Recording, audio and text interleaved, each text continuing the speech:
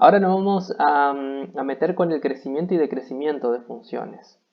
¿Sí? Entonces, las definiciones las vamos a anotar de la siguiente manera.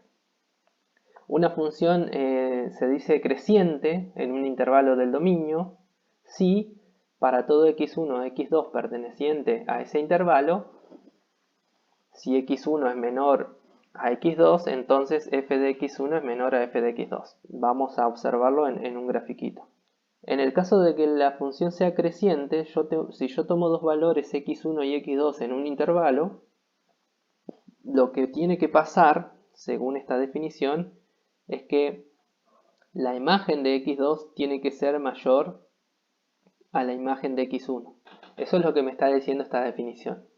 Si eso pasa en ese intervalo, entonces la función crece. Y fíjense que sí, acá x1 tiene el f de x1 es un valor menor que el f de x2. Análogamente, se dice que una función decrece en un intervalo del dominio si para todo x1 y x2 pertenecientes a ese intervalo, si x1 es menor a x2, f de x1 es mayor a f de x2. ¿Sí? Entonces acá pasa lo contrario al caso anterior. Es decir, si yo tomo un x1 y un x2 en ese intervalo, lo que me va a pasar es que f de x1 es mayor que f de x2. ¿Sí? Por lo tanto, la función decrece. Y luego tenemos el caso de momentos en el que la función es constante en un intervalo. ¿Qué va a pasar acá? La imagen, ¿sí?, de cualquier x que pertenece a ese intervalo va a ser siempre igual a un número. Por ejemplo, acá tenemos una parte de una función constante. Si yo tomo un x1 y un x2, en ambos casos f de x1 y f de x2 son iguales a c. Es decir, son iguales entre sí y además son iguales a c. Entonces el comportamiento de las funciones puede llegar a tener como tres partes, ¿sí? Que sea creciente, que sea decreciente y que sea constante. En un gráfico lo podemos ver de esta manera. En este intervalo que va de a minúscula a b minúscula, la función crece, ¿sí? Luego en el intervalo que va de b a c, la función decrece.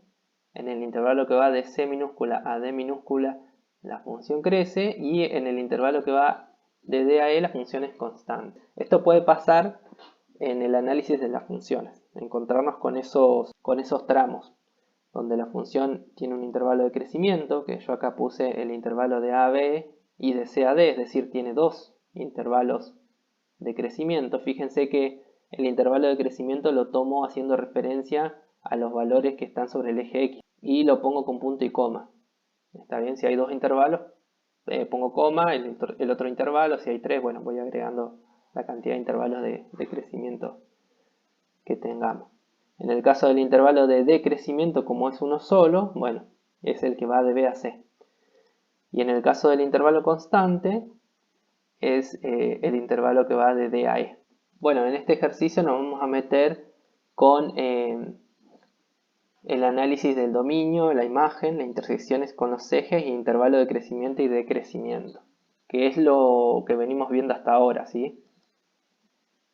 Entonces tenemos estos tres grafiquitos. Estos puntitos que están acá al inicio y al final indican que la función no continúa, ¿sí? Como que tienen un principio, empiezan acá y terminan acá, ¿sí? Solamente para poder diferenciar el dominio de la imagen tomamos estos casos particulares. Luego vamos a ver que nosotros vamos a trabajar con funciones que generalmente no tienen estos puntitos acá, sino que siempre continúan. Si miramos la primera gráfica y queremos indicar el dominio, vamos a ver que el dominio, fíjense, empieza de -1 hasta este valor, ¿sí? Que sería el 2, 3, el 4. Entonces el dominio es de -1 a 4. Y la imagen que empezaría acá, en el punto más bajo, es de -1 y también hasta 4. ¿Sí?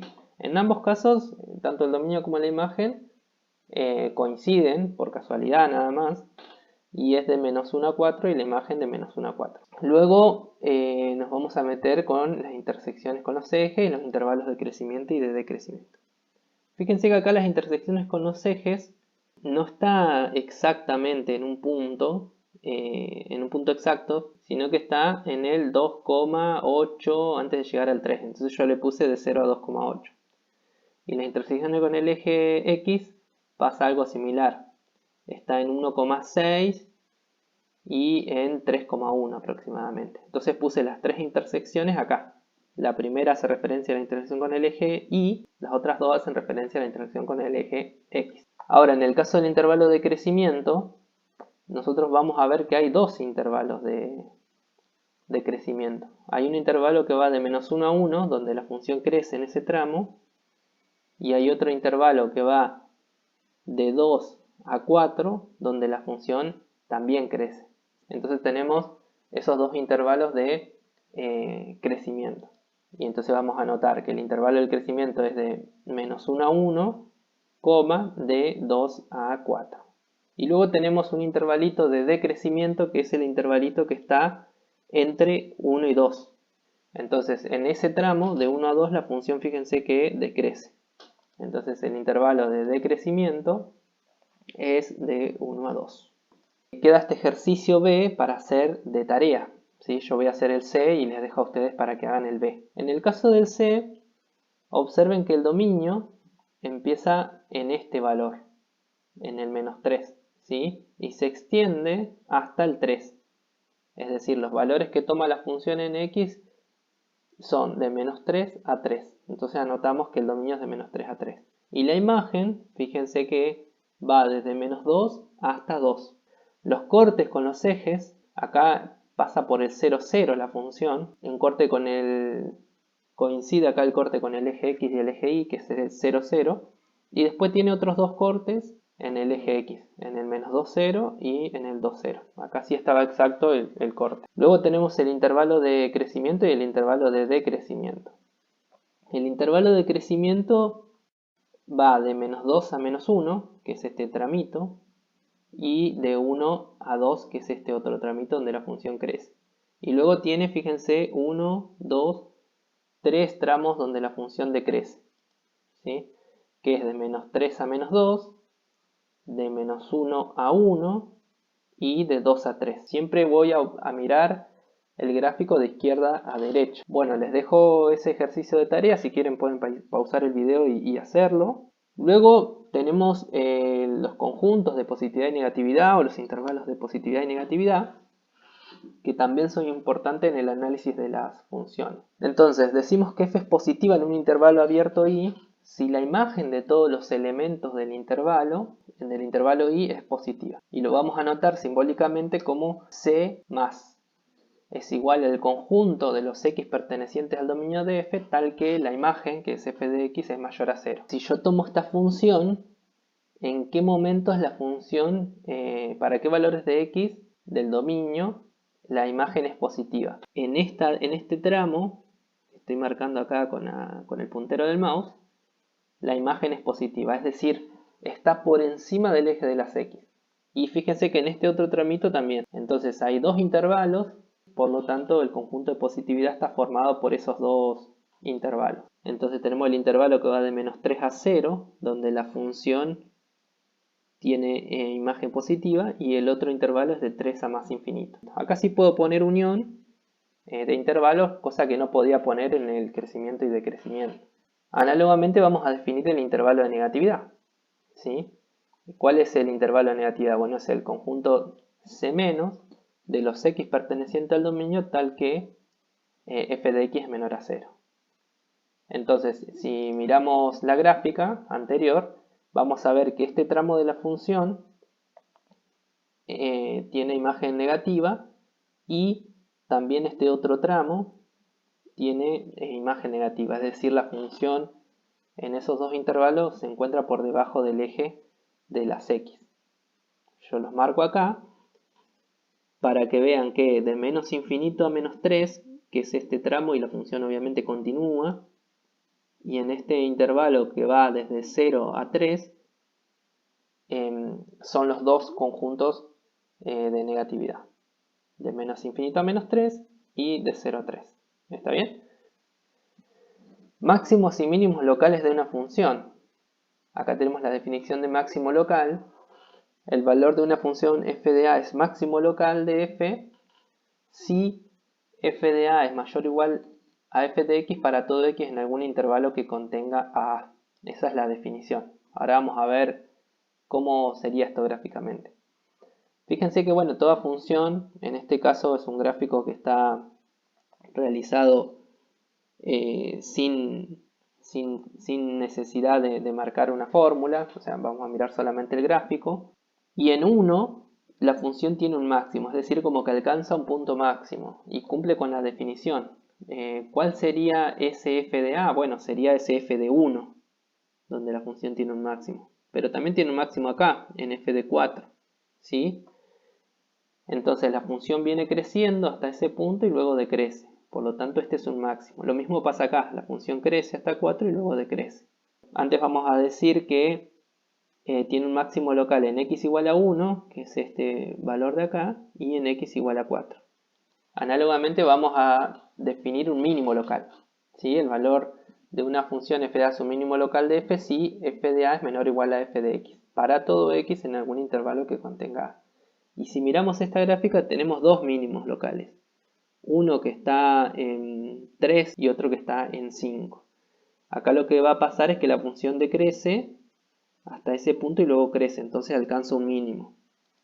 Y lo que vamos a decir es que f tiene un mínimo local, en x igual a 3 hay un mínimo, y en x igual a 5 tiene dos mínimos. Estos son los máximos y mínimos locales de esta función. Otro concepto importante es el concepto de funciones pares y de funciones impares, ¿no? La gráfica de una función par siempre es simétrica respecto al eje y. Esto significa que si hemos trazado la gráfica de f para valores de x mayores a 0, entonces podemos obtener toda la gráfica simplemente al reflejar esa parte en el eje y. Si yo tengo solamente esta parte de la gráfica de una función para valores mayores a 0, para x mayores a 0, y sé que esta función que estoy graficando es par, entonces puedo obtener la otra parte de esa función reflejando esta parte del gráfico sobre el eje y. ¿Eso qué significa? Que cada punto de la función se va a reflejar hacia el otro lado del eje y simétricamente, como un espejo. Entonces si miramos, ven cómo queda reflejado. Entonces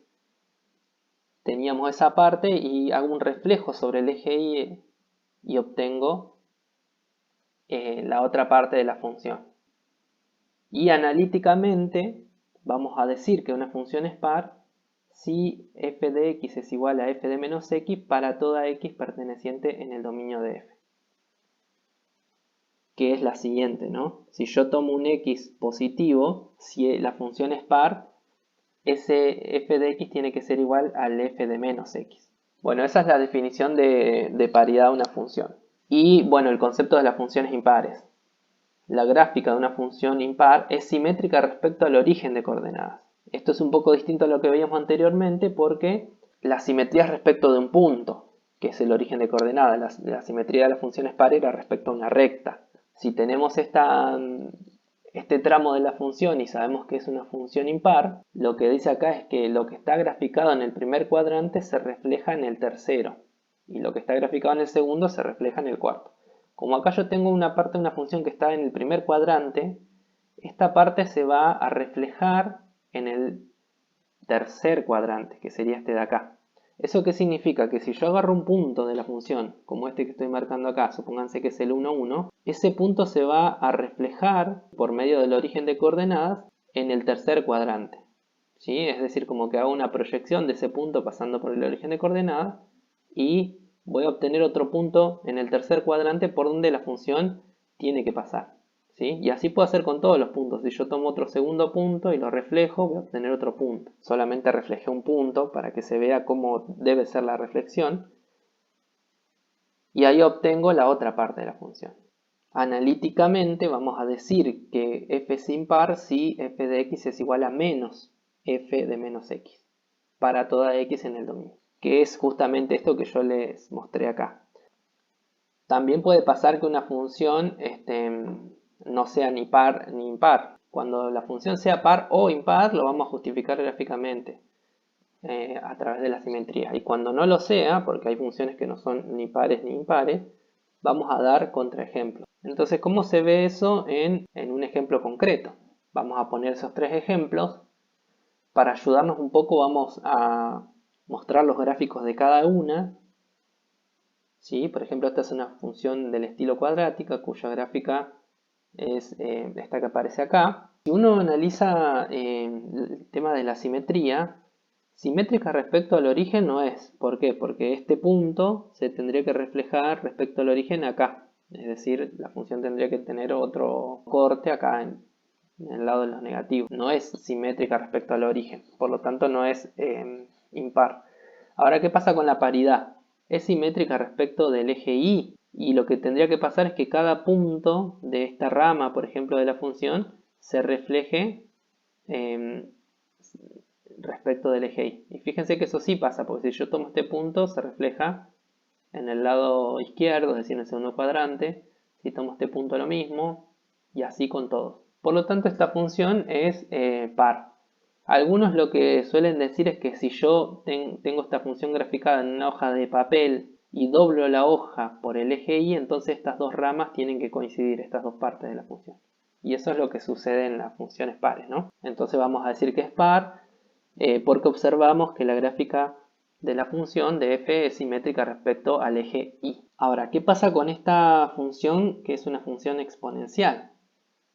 Nosotros, si tenemos la gráfica de esta función que la obtuvimos a partir de algunos puntos, vamos a ver que primero no es simétrica respecto del eje y. ¿Por qué? Porque si la función pasa por este punto 2, 9, también tendría que pasar por un punto que esté en forma simétrica respecto del eje y, que sería más o menos acá donde está el puntero del mouse. Y fíjense que la función no pasa por un punto que esté acá en el puntero del mouse. Entonces ya no es simétrica respecto al eje y. Por lo tanto no es par. Ahora, ¿qué pasa con el análisis de si es impar? Bueno, si yo tomo este punto, el 1, 3, tomo el simétrico respecto del origen, tendría que encontrar un punto en el tercer cuadrante por donde pase la función, y fíjense que no pasa tampoco eso. Es decir, por ejemplo, el 2, 9 no tiene un simétrico respecto al origen, porque tendría que ser un punto que esté en el tercer cuadrante, y esta función no tiene ninguna parte en el tercer cuadrante. Por lo tanto, no es par y tampoco es impar. Cuando no es ninguna de las dos cosas hay que justificarlo dando un contraejemplo, que es justamente esto que le estoy diciendo. Para que se cumpla el tema de que sea par, lo que tenía que pasar según la definición de par es que f de x sea igual a f de menos x. Entonces tomamos un punto particular, tomamos el x igual a 1. Entonces f de 1 es 3, ¿sí? Porque acá ya está calculado. Y f de menos 1, que es este valor de acá, es un tercio. Entonces acá ya claramente vemos que f de 1 es distinto de f de menos 1. Por lo tanto, f no es par. En el mismo sentido vamos a justificar que no es impar. ¿Cuál era la definición de impar? Era que f de x tiene que ser igual a menos f de menos x. F de 1 es 3, si seguimos con el mismo contraejemplo anterior, ¿no? Tomamos el 1. Y menos f de menos 1 es menos un tercio, ¿sí? Acá ya lo tenía calculado, era un tercio, lo único que se agrega acá es el menos. Entonces también observamos que f de 1 es distinto a menos f de menos 1. Por lo tanto, f no es impar. Con estos dos contraejemplos justificamos que la función no es par y que tampoco es impar. Acá tenemos el tercero, ¿sí? Donde la gráfica es esta que aparece acá. Y fíjense que primero no es simétrica respecto del eje y. ¿Por qué? Porque si yo tomo este punto que estoy marcando acá con el puntero del mouse, tendría que encontrar un simétrico en el otro lado del eje y, que tendría que estar más o menos a la misma distancia del eje y en el lado izquierdo, ¿sí? Y eso no pasa. Puedo poner un contraejemplo, ¿sí? Que ustedes lo pueden hacer de la misma manera que hicimos acá, pero sí esta función es impar. Vamos a ver que es impar porque es simétrica respecto del origen. Fíjense, si yo tomo el 3, 0, su simétrico es el menos 3, 0 y la función pasa por ese punto. Y cualquier punto que yo tome, por ejemplo tomo este máximo que tengo acá y el simétrico lo voy a encontrar en el otro cuadrante, ¿sí? Entonces todos los puntos se reflejan respecto del origen de coordenadas para analizar la cuestión de la imparidad. Finalmente llegamos a el concepto de operaciones con funciones. dadas dos funciones, las podemos combinar de distintas maneras para obtener otra nueva función. De una manera semejante a cómo sumamos, restamos, multiplicamos y dividimos números reales. Es decir, si yo tomo dos funciones, las puedo sumar, las puedo restar, multiplicar y dividir. De una manera similar a como nosotros hacemos con los números reales. Entonces vamos a definir esas cuatro operaciones. F más g de x la voy a obtener sumando f de x más g de x. Y el dominio de esa nueva función es la intersección de ambos dominios. Análogamente, f menos g de x es igual a f de x menos g de x. El dominio lo obtengo de la misma manera, intersectando los dos dominios.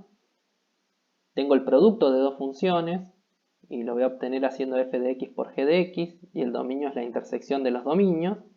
Y también tengo el cociente, ¿sí?, de esas dos funciones. F de x sobre g de x es igual a f de x sobre g de x. Respecto al dominio de las anteriores hay una diferencia. ¿Por qué? Porque el dominio lo voy a obtener con la intersección de los dos dominios, pero además, ¿sí?, exceptuando a los valores que hagan que el g de x sea igual a 0. ¿Por qué agrego esta condición? Porque acuérdense que yo no puedo acá dividir por 0, entonces tengo que descartar todos los valores que hacen que este denominador sea 0. Y bueno, la manera de anotarlo es así.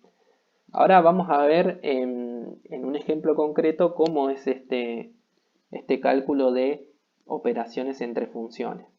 Bueno, también tenemos el producto de una constante por una función, que queda definido de esta manera. Es decir, yo a una función la puedo multiplicar por una constante.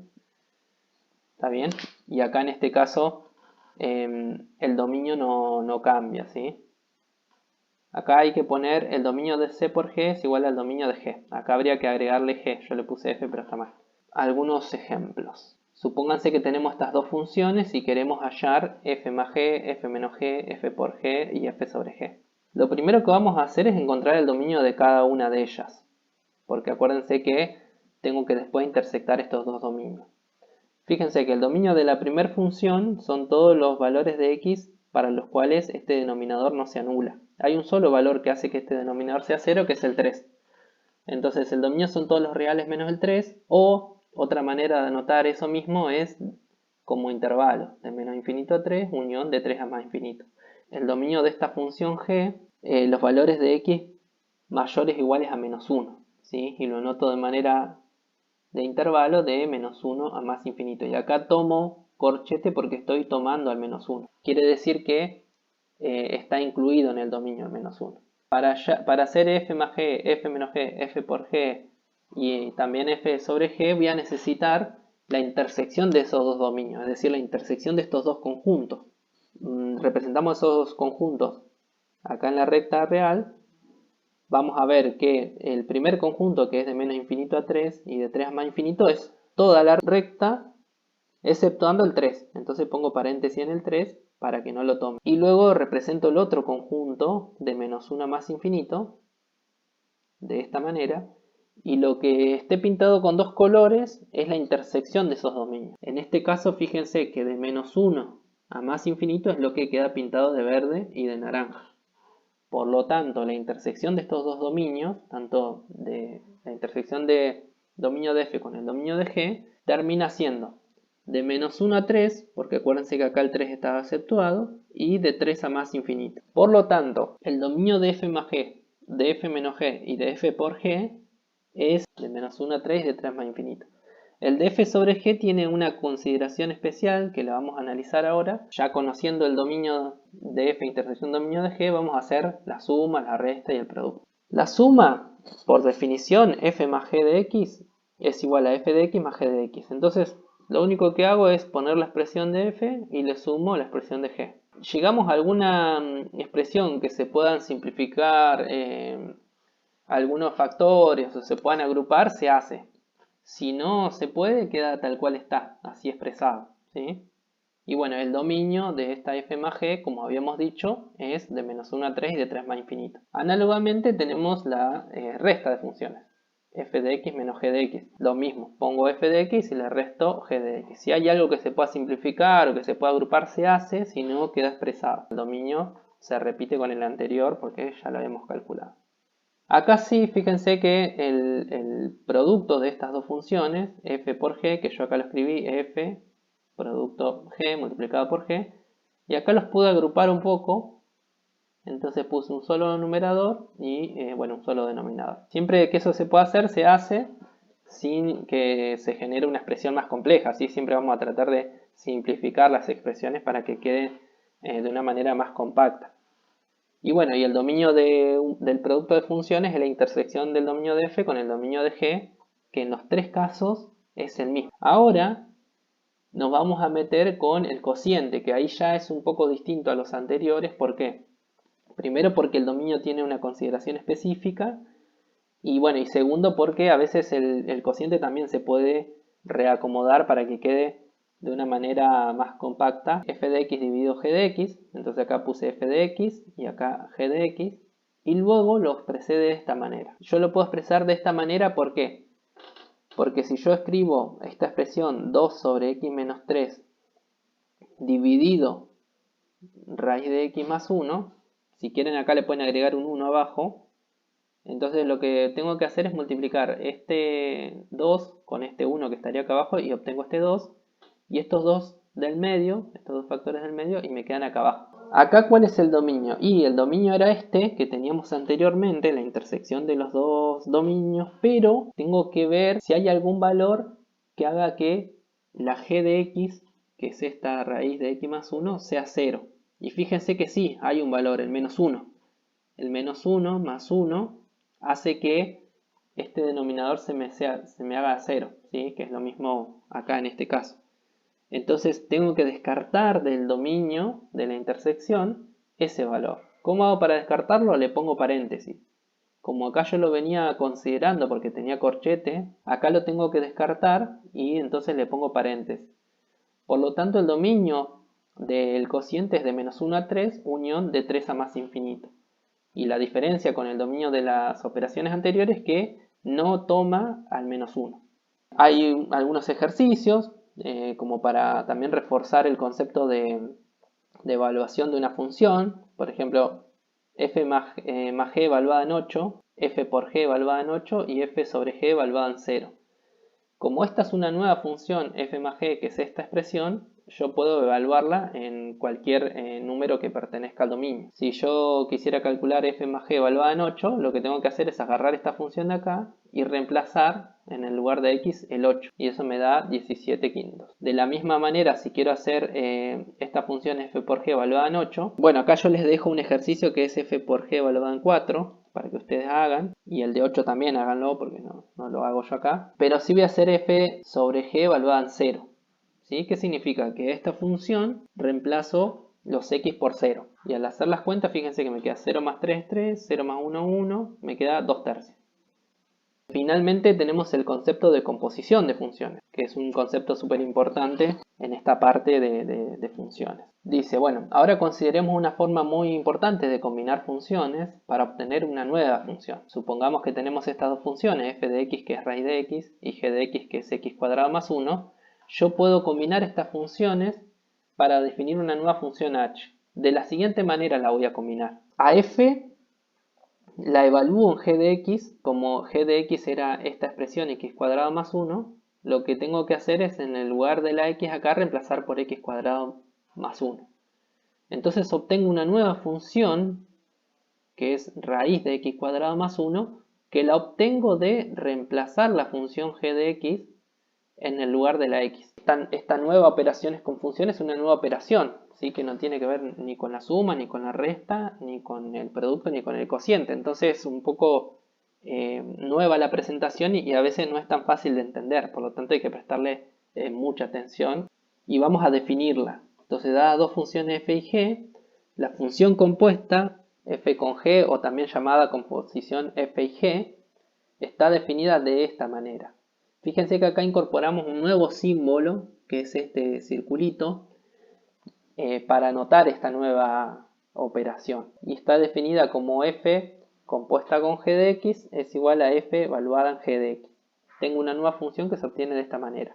Pero además, el dominio también se obtiene de una manera distinta, que es esta definición que le estoy poniendo acá. Vamos a decir, bueno, siguiendo con esto del dominio, que el dominio de f compuesta con g es el conjunto de toda x en el dominio de g, tal que g de x pertenece al dominio de f. ¿Sí? Acá en este diagrama podemos analizar bien esta definición del dominio. El dominio de la composición son todos los x del dominio de g, ¿sí? Que acá tenemos el dominio de g, tal que g de x está en el dominio de f. Entonces tiene como dos restricciones que ahora la vamos a analizar.